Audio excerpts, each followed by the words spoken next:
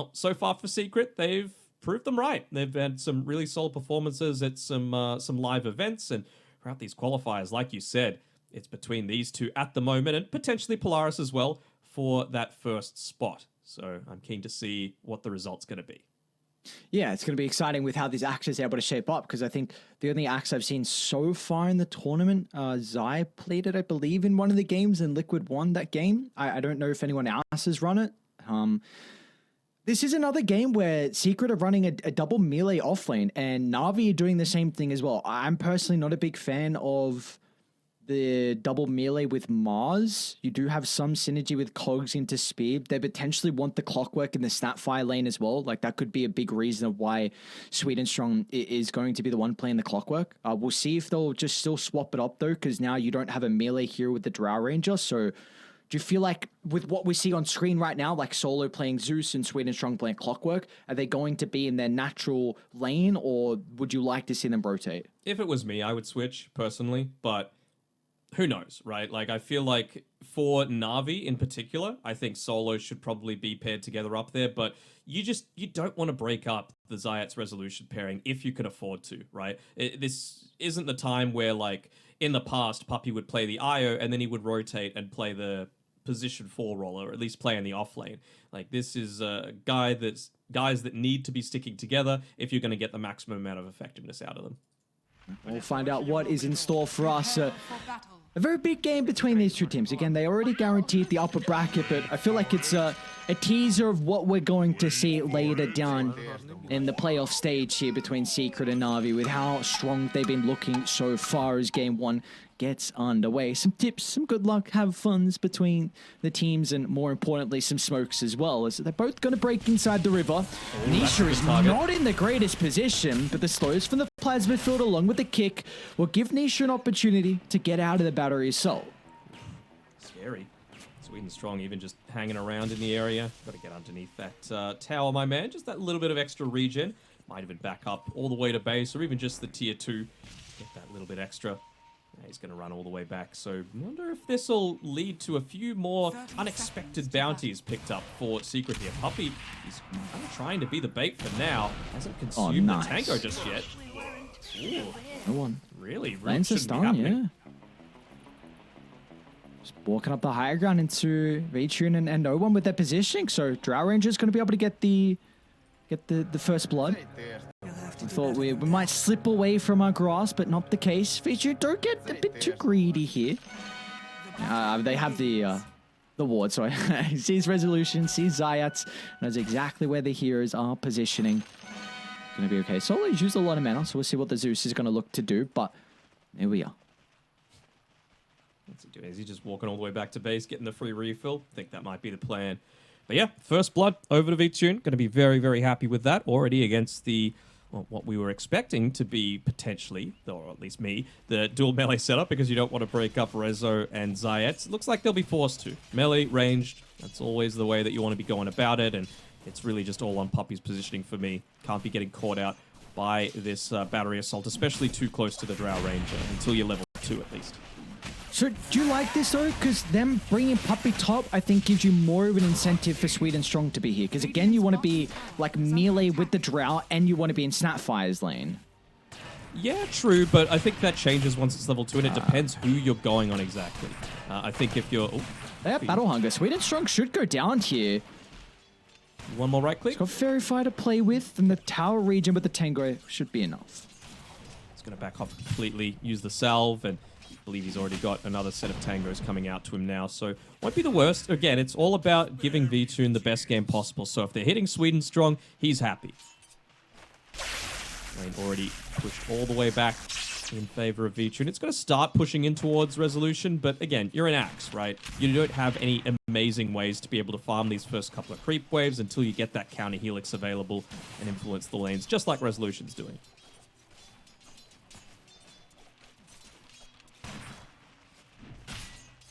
So do you feel like some of the changes in 7.32 were enough for the Drow Ranger? It wasn't, you know, just...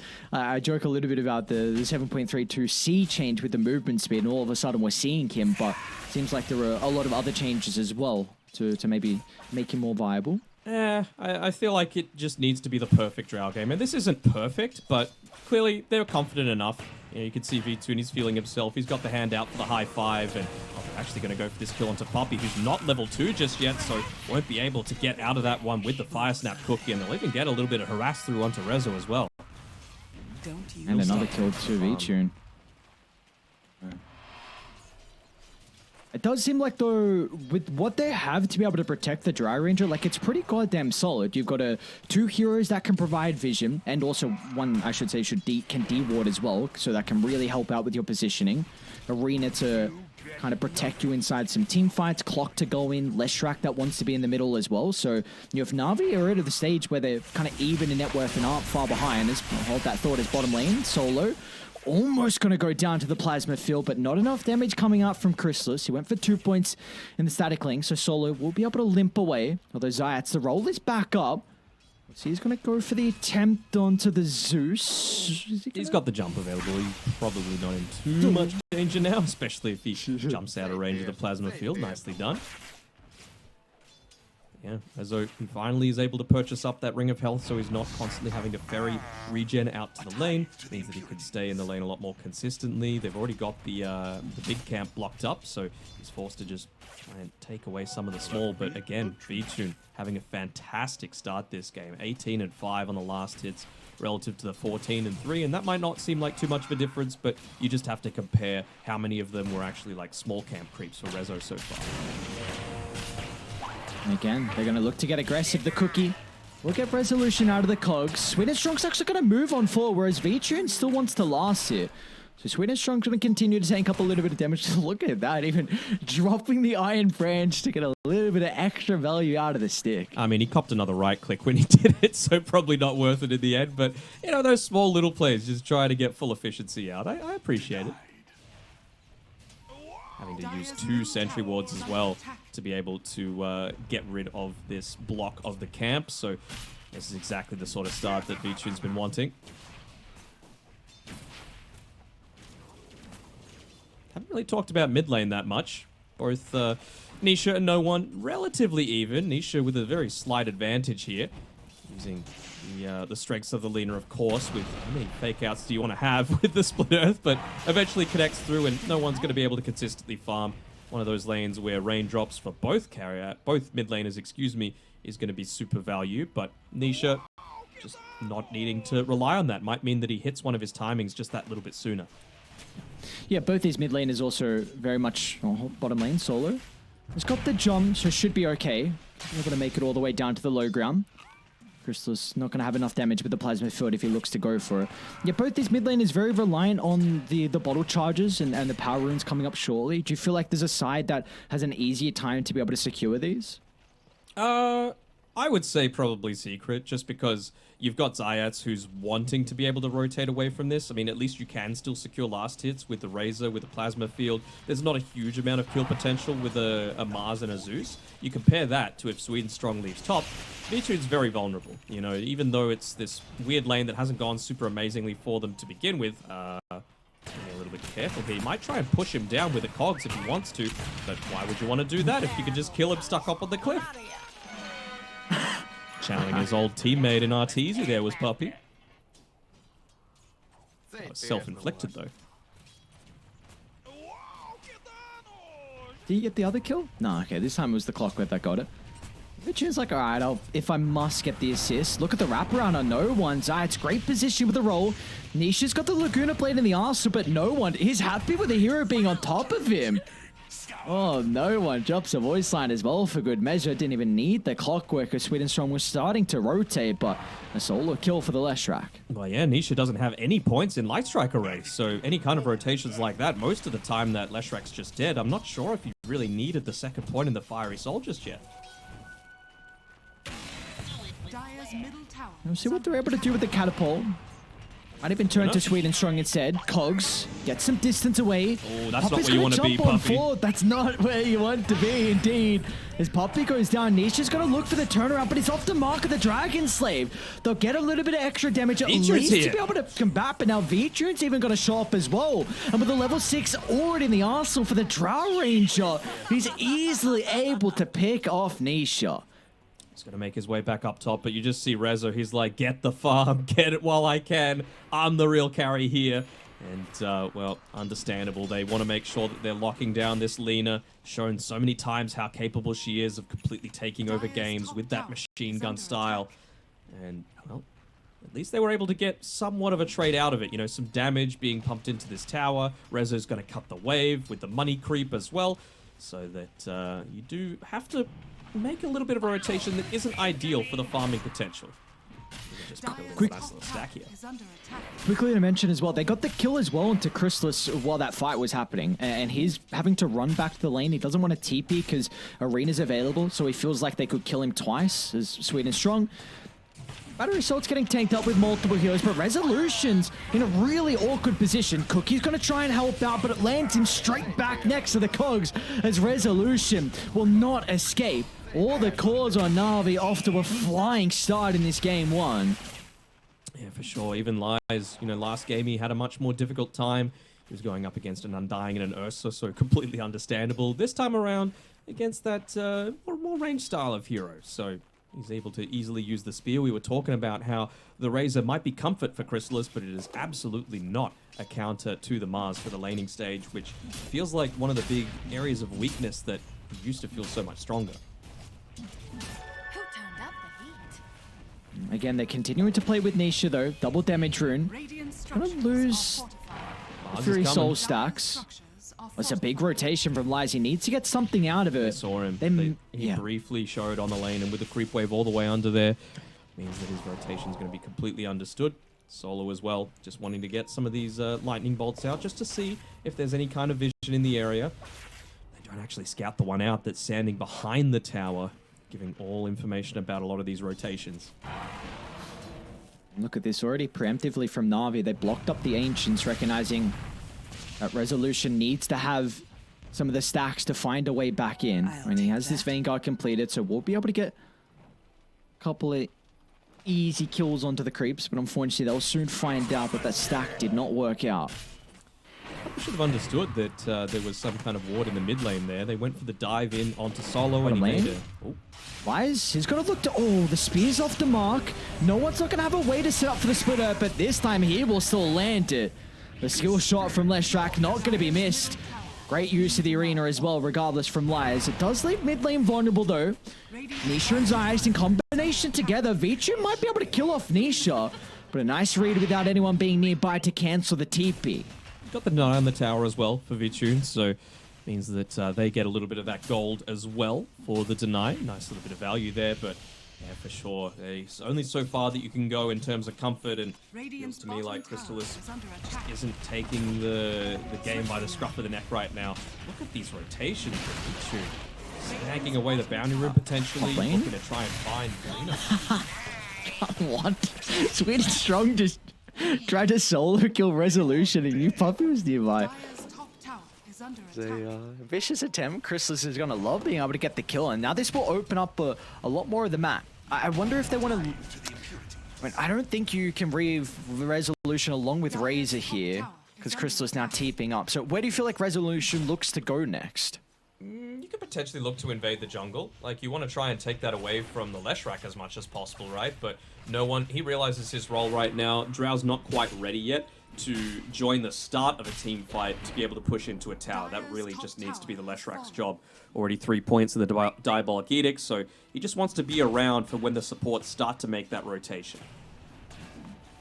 The collapse. It's their mid lane. No one not going to... Continuing to pump fake the splitter. Zyts will be fine. So 2,000 net worth lead. Secret though. Their cause trying to find that catch-up farm that we're waiting for. Really feels like... Well, probably the blink we're looking for on Secret, or can they even make some plays without it, potentially on the back of some ultimates out of, you know, Poppy and Zayats? Yeah, I think you just need to have this Blink Dagger available for Rezo. Similarly, though, Na'Vi, that's the thing that they're waiting for. Lies, they're giving him a lot of the farm priority, letting him sit in the lane, because, of course, he can't farm quite as quickly as no one who's taken these double stacks at the exact same time. So, I'm keen to see who hits their timing first. At the moment, it's looking like Rezo might be just a little bit ahead. So what can they do with that? Are they going to be looking to play around just the Ogre Axe on the Razor with the Eye of the Storm being popped and run at them? Oh, mid lane. Lies again. Spear's going to be off the mark inside the arena. Secret are going to start to TP in. It won't be able to protect the Snapfire though. And I wonder if now Na'Vi can look to convert this kill. Even Hookshot's going to be off the mark as well, so... It was a good sidestep. Roll in. Nisha's nearby as well. They need to try and kick him back.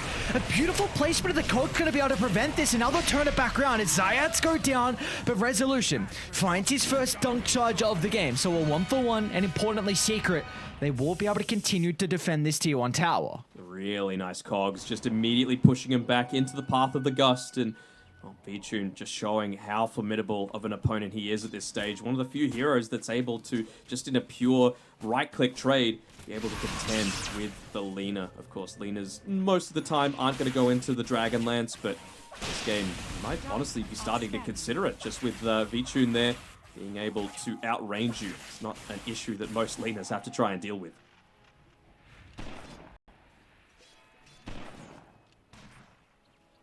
Is this the blink? Yes, it is. Resolution.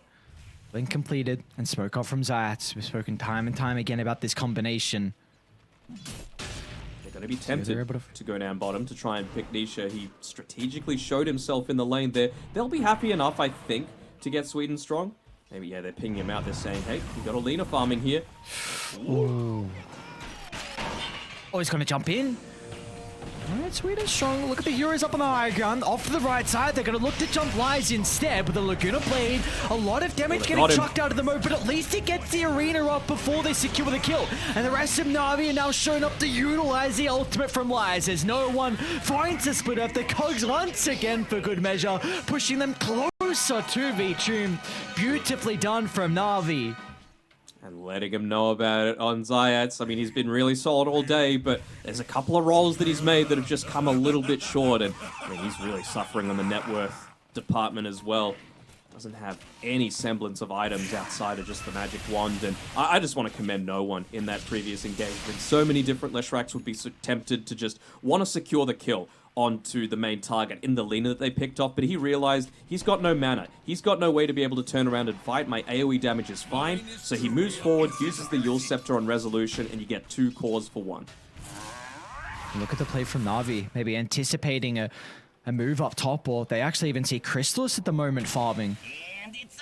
With the ward, they do see Lies starting to move over, so Crystallis just narrowly escaping before no one's able to connect. Very nice.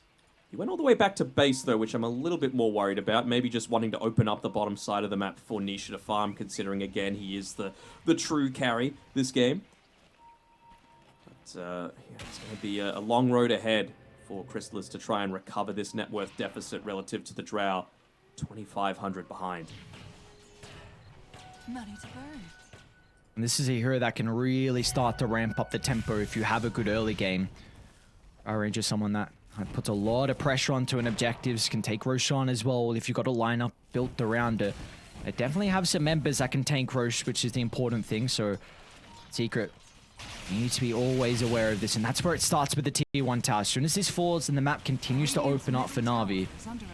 They know exactly where Lies is. Yeah, positioning from him, and he's going to jump. Able to catch someone out. Starts, the Wannabe Kiss is going to be the follow-up as well, but Lies is in with the arena. That's a beautiful ultimate. Lies once again clipping 2 heroes. They've got the follow-up from the right side. Nisha's going to try and get some revenge, but the Laguna Blade is just not enough damage to kill off Sweden strong. So Na'Vi, 0 casualties. They also get the tier 1 tower. Yeah, Nisha went for the deny there. I actually saw from Zayats, there was a time, it was actually a really long time, where the rolling boulder was one of those things that is just, just misses on the spear there on Lies, where it was able to go through the arena. And Zayats tried that, but he just bounced into the wall. So I guess something's changed recently with the, the flying stuff doesn't get you out of arena anymore. Maybe that applies to the rolling boulder as well somehow.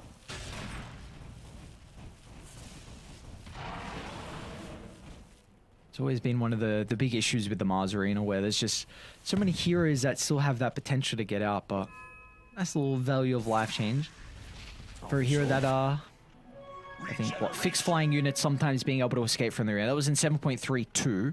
But yeah, I'm not quite sure with the Earth Spirit mechanic. I'm not an Earth Spirit player. You an Earth Spirit player? Nope. I can't imagine Danog being in a... Yeah, this is it's a very complex hero. And well, Zayat's is level 29 on the Earth Spirit, so he likes the complex heroes. The flashy. What are you implying about me? You don't have the capability to place a hero like Earth Spirit. I'll take it. There wasn't too much flame in that one. I know you were trying to, but it wasn't there. Well, they might be able to catch out Crystallis here, though. Look at this 3-man smoke. He's farming inside of his triangle. Sorry, biangle. You have to change that. There's not 3 camps anymore. Well, they think it's happening down bottom. The scan from Radiant was all the way to the bottom side, so they were not aware of Na'Vi playing aggressively. Let's see what they want to do with this, though. Is it going to be into Roche Radiant? They do have an observer at the mouth of the pit, so they know exactly what Na'Vi are up to. I've been talking him up all game, but I think Sweden Strong has been the MVP of this round so far. He might not show on the net worth, but he's been part of 13 out of the 18 kills. He's consistently just making these big plays like the cogs in the mid lane, like the hook shot. Look at his position. This on resolution. Well. Just making sure to catch him out on the backline if he can. He wants to catch Nisha. Lies, he's ready. Arena's out. Great reactions out of Nisha, though. Turns with the BKB. It's going to try and bring down the Mars down to the southern side, though. Secret, they just got to get out. The BKB didn't give them enough through the team fight. It split into half, though. Next to the tier 2 tower, they've been able to push away the Axe. I mean, that there's going to be no escape for resolution. So in the end, a 2-for-1 for the Ages was still claimed for Na'Vi. And they're just wanting to make them play scared constantly. Even just little things like that, throwing out the rocket flare onto a hard camp that you might think that you're freely able to farm, causes all of Secret to back up, means that they don't get that next couple of waves of farm that's hitting into their tower. Nisha's eventually going to TP in, but I think it's just falling further and further behind. And the absolute Giga Chad in Sweden Strong. He's going the straight Aghanim Scepter. I love to see it. Very interesting Aghanim Scepter this one is now. Oh, yeah. Isha. Oh, the hook shot. Chad. Sweden Strong. No one's going to be nearby. Lies as well if they need the extra stun lock, but the BKB is on cooldown, so it will not matter. The Chad, like you said, Sweden Strong doing it all for Na'Vi in this game 1. Oh, yeah. And again, it's just the intimidation factor. A lot of times you use the rocket flare to push out waves. A lot of times you do it for vision to assist, but he's using it to make them scared. He's like, crap, they could see me. I'm afraid of dying. They've got a Blink Dagger. They've got the Spear of Mars available. Might even be able to do it. They might just go for Poppy as well. Yeah, what's stopping them at tier 2 towers? No deterrent. And look at Sweden Strong. He's trying to see if anyone's out behind, and he gets the information onto resolution, TPing in. You gotta stop making these plays, man. I can't continue to sing the praises. All the words I'm losing them with how incredible performance we're seeing out of him. Just a recognition that Poppy's dead. I don't need to do anything about him. Let me see if there's anyone else TPing in, or let me see if there's anyone else playing behind Poppy. Oh yeah, for sure. Another deathless game as well for V-Tune, 10-0-4. Well, Swedish Strong might be baiting. It's going to end up going down, but Lies and V-Tune will instantly move on over. V-Tune's going to be cautious. Manta started to be able to reposition. Crystallis is trying to move on forward. Doesn't find an angle to be able to enter the fight, however, as Na'Vi do a really good job to respect Secret with Clockwerk dead. You know, even the greats slip up every now and then, and, you know, maybe in front of the tier 3 tower with only a Mars to assist is just that little bit too deep, you know? Yeah, sometimes you gotta pay some respect. You know what it is? He didn't buy the Ogre Axe. He bought the Staff of Wizardry instead. Probably just through the quick buy. I mean, he's been so active on the map that he can't spare the mouse movement to specifically buy the Ogre Axe, right? He just quick buy, send it on the courier, get it into me. Secret? Oh, this they're would be big. Underneath an observer ward. V-True, nice sidestep as soon as the LSA comes out to the northern side, though resolution's being caught out. Once again, we just haven't seen the involvement of the Axe, and V-Tune's even just jumping on forward for more. There's no cares in the world here for the Drow Ranger. Still has the Ages in the backpack, recognizing with all the boys behind him, Secret cannot commit onto the squishy Drow. Oof, great reaction from Nisha, all right. He's been just playing exceptionally again this game, but it feels like it would be just a hill too much for him to be able to contend with. You can tell that Sweden Strong, he wants it. He's hungry for another dive into the base. Just pop the Blink Dagger, no BKB there on Nisha, so he still does have that ability to be able to respond to a lot more of these engagements being made onto him. But they're going to back off with Puppey being back and available, with the Fire Snap Cookie to get people back to safety. They're going to know, and well, there we go. Nice. Pops the, well, not pops the smoke, but thankfully Crystallize was not next to the Kobold this time from Puppey. Well, what did you... I must have them all. See if Na'Vi what they want to look to do now if they're going to back up Well, what all the way in group as a team. Because Secret is still on the prowl. No, they know. They're just camping around this high ground, right? At the top of any sort of stairs, next to towers. They don't really need to go all that aggressive. And they can wait a little bit. Like, yeah, their chance to siege high ground is probably over for now, just because of the Aegis running out. But you're nearly level 18 on the Drow. You've nearly got a Shadow Blade for Vici. You've nearly got the Ags for Sweden Strong. So I feel like there's plenty that they could do that's just a little bit more passive, even if it's only for a couple of minutes. The BKB so close to the Mars as well. So many big timings about to come for Na'Vi. I think the nice thing with Secret with that smoke is just the fact that they at least do get some observe wards out on the map. So we'll see if Na'Vi are going to be able to read where these are placed, because this does now give them an opportunity to be able to take a fight kind of around the mid lane. I mean, that one on their cliff inside of their buy angle is still there. But of course, the ones around the mid lane, at this stage, probably not where you're going to be dewarding. So unlikely to be scouted out by Na'Vi. So those are the sort of things. They might not be perfect, but it gives you as much information as is available. Right? Lies bottom lane, rolls off the mark, and well, Lies, he was already able to jump away regardless, so... And they're really making them work for every single kill attempt. Mm-hmm. This is the thing, and they're just throwing a... It's a pretty value hero, right? Because against Alina, sure, you might be able to BKB and get yourself to safety, but if the Mars drops his arena, you're not doing any damage on both the Razor and the Lina. They're just going to bounce into those walls. So I feel like just putting himself out there, realizing that I've got the stuff to be able to make that blink away, it just puts them in a really solid spot. And now, this is the timing. You've got the Aghanim Scepter. He's level 12 as well on Sweden Strong, so that overclock, there we go. Just look at those rockets on the map. Heat-seeking missiles and bang, bang, bang. They all land around Chrysalis. You talked about the fear factor previously. Well, it's even more now. You've also got the BKB finished on Lies. You've got the Boots of Travel, I believe, on no one. Or he might have shifted off into the Shivas. Don't hate that either. Drow Ranger, Shadow Blade available. This is their time. Smoke coming through. Let's see where they're going to part their way. Probably towards a triangle where they can connect with no one.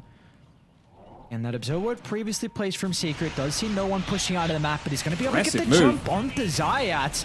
Puppey's playing behind him, along with Chrysalis as well, but look at all the AoE damage. Na'Vi just way too far ahead. Chrysalis, he can hope the BKB is going to allow him to escape, but Vitri's got all the right-click damage required, and Puppey will be sent to the grave for once again. And now Resolution, he'll jump in. Nisha's nearby as well.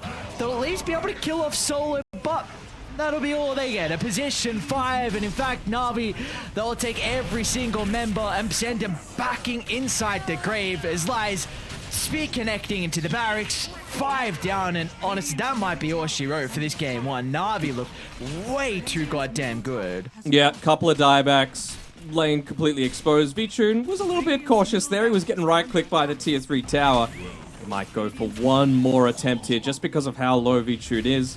Force them to play it out, but man, this one is all Na'Vi. Look at all the high fives. Na'Vi are feeling themselves. I have a question. Okay. Is Na'Vi back? No, Navi's not back. When Na'Vi... Oh, okay. Navi's not back. We still got a playoffs that we are yet to see with a lot of incredible teams and another group as well that Na'Vi need to battle against. You see all these rockets, by the way? He just fired off 4 different salvos of rockets during that overclocking. It just does an insane amount of damage and an insane amount of work at pushing out lanes, information, everything. So do you feel like that's one of the big reasons why you go for this overclocking, or why you go for the Scepter, because of all the vision that it can provide? Yeah, for sure. I mean, it's not just that, right? You're basically giving vision of a very set area. I suppose it's a larger area than previously. For me, it's just your damage spikes on Clockwerk. And one of the big issues for him previously was that if you get to the late game, if there's not this big BKB piercing ability that you require the hookshot for, you do fall off a little bit in effectiveness. But now, you can actually consistently do damage onto the backlines. Like, this is a 200 damage nuke, 3 of them on a 3-second cooldown that you're able to use every 50 seconds. It's kind of nuts. Dude, look at the missiles. Not only do they have his scepter, but Solo's even got a scepter as well for good measure, even with a nether shawl. So they had so far ahead that they can even give this neutral item to the Zeus. And this could be the last... All right, they weren't baited by the Leshrac illusion. Oh, Nisha. He jumped on though. They know. Pushing forward. They got the one on the high ground. Resolution's Be a gonna big look pick. to jump. It's not an easy kill, but Laguna Blade damage is going to be able to bring him down. But it means they haven't gotten to the top of the Drow Ranger. So Vici once again can look to send the arrows flying into the members in secret. They know exactly where Niche is positioned as well. He's got the blink. He can blink out surely, but Oh, no, he can't. Flare, it's always hunting. It stops the blink. One and more. now Vici can get the damage. And meanwhile, underneath the T1 tower, no one trying to catch up to Zayat, but a kick away into the roll. He will at least escape, but this goddamn Clockwerk Aghanim Scepter.